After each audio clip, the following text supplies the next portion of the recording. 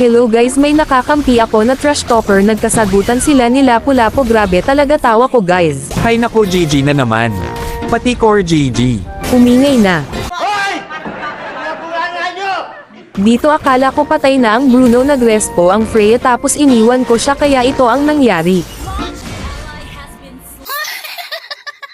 Lala naman pinalapit. Full cost ayaw. Dito nag-clear lang sana ako sa mid lane tapos ang Freya sumugod sa clash tapos nag-chat siya, wala daw akong mapa. Isa kang timang! Hi GG. Huwag lumapa. Gusto ko lang sana mag-death sa mid kaso di ko kinaya, napitas ako. Dito na-pick on na ang Lapu-Lapu sa Freya kasi napakaingay. Ingay nito sa pakin kita eh. Location mo sasabihin namin ulo mo. Lagyan namin ng bala ulo mo.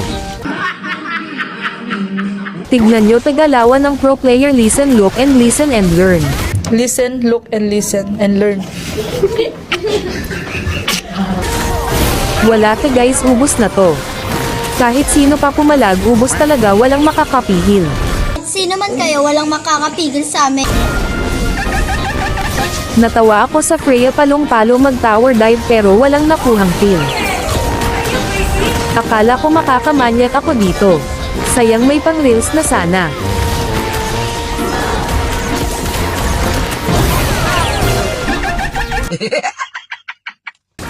Grabe talaga tawa ko sa mga kakampi ko guys kasi nag-aaway na sila, ako tamang basa lang sa chat. Haha, puro dada pag dumating, parang homeless sa gilid. Location na ayaw mabigay ya. Dito patay na naman ang Freya, haha, grabe Freya na to, parang di-distrat lang ah. Lala mag-MMA. Send location, magpapatira siya. Dito guys, naubos ang kalaban namin. Sakto dumating ang mga minions kaya tinapos na namin. Tignan nyo Freya mamaya, ang galing MVP yan.